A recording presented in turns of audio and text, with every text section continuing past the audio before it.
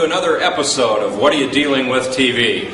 Today we're going to talk about a topic that's near and dear to Jim and I's heart, which is sales.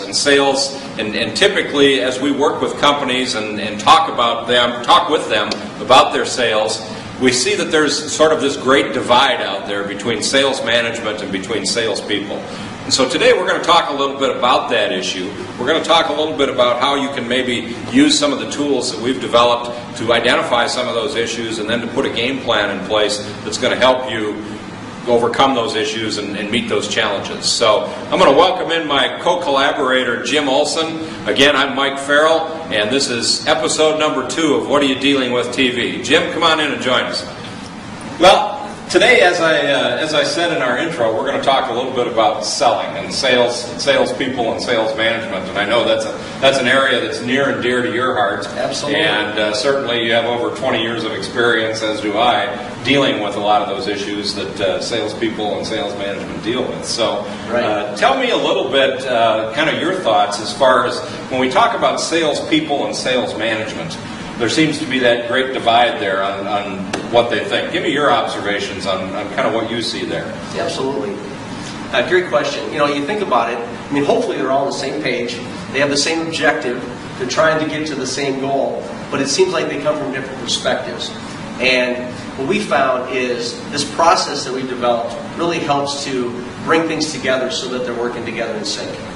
Salespeople, obviously, typically are motivated by recognition, reward, freedom, independence, making a difference, solving problems, and being rewarded and recognized for it.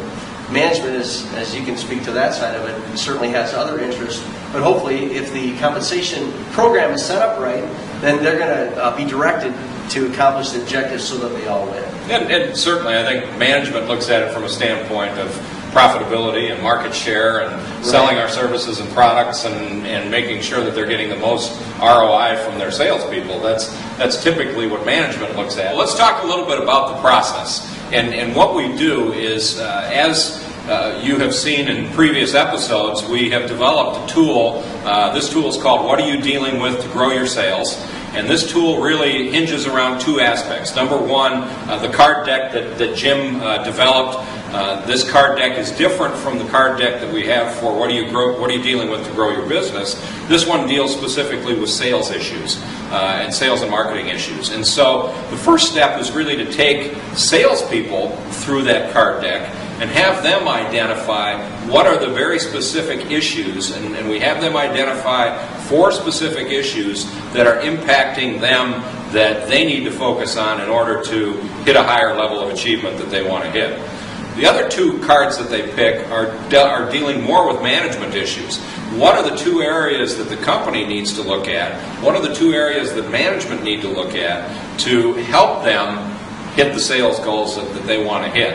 And I think that's the difference, Jim, that I see in what we're doing with this process versus some of the other sales programs that I've been through and developed and participated in, is that we really look at 2 different sides of the coin here. We look at what are the issues that the salesperson themselves have to deal with and what are the things that are holding them back. But we also want their input on, from a company perspective, what's the input there and what's holding them back from a company perspective.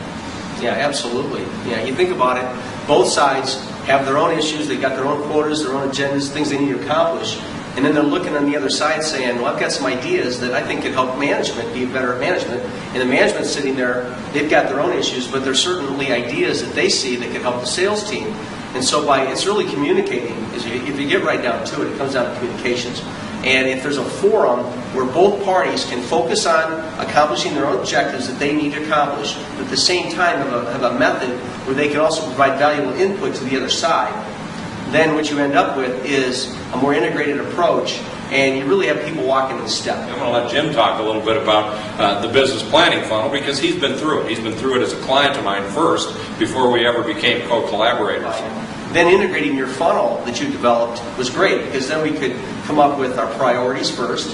What are your priorities in order to go after the things you're dealing with? So we came up with 3 top priorities. One is sales related, obviously, to increase sales. Second was marketing related, to increase marketing activity. And the third had to do with technology in order to to get things done. Time. I mean, that's what you've got, especially when you're in your own business. And so by utilizing technology, that helps you get things done, have greater focus, and reach your goals, etc. So those three areas, after going through the what are you dealing with game, and then starting to integrate the funnel right out of the gate, coming up with priorities that we could focus on, I found the funnel to be extremely helpful because there's so many things competing for our time, competing for our energy, and if you're able to zero in on what are your top priorities and then come up with a strategy and work things down through the funnel so at the very end you've got very specific tasks and timelines that you're working on, rather than having a great plan that sits on the shelf until management flies into town 6 months later to see how you're doing. In this case, or the investors, it's we've got a specific plan, and you know every single day what you need to do, what activities need to take place in order to help you reach the objectives. So it started with the what are you dealing with game, but really where the rubber really meets the road is with the business planning funnel. And so what we found is, both from a sales activity standpoint, the funnel, or sales funnel if you will, is significantly more full with great opportunities because of utilizing your process. Secondly, marketing activities are significantly improved. Mike's done a great job of helping us come up with a branding message, specific message, the elevator pitch, whatever you want to call it, to make sure we're very clearly focused on what we're selling and what the solutions are and to whom. And that's been great. And then making sure the marketing materials and the website reflects that. And then once again, utilizing technology to automate a lot of the processes that before were manual. Process that we take salespeople and sales management through with the business planning funnel is it really gets them focused on the actions and the activity versus the goal. We know in all kinds of studies that have been done that the minute it becomes apparent that you're either not going to hit your goal or you're going to exceed your goal, the goal falls by the wayside. That's why we hear stories all the time about salespeople hitting their quotas in September and October and coasting the rest of the year. Right. And so it really is a process where we get them focused on the actions, on the activities, on what I call the key milestones, and we create that in their sales plans. I think the other unique part of this tool that we've created is that we're going to have two plans. We're going to have one plan for management, and we're going to have then individual sales plans for the salespeople. And I know one of the issues that management always faces is accountability.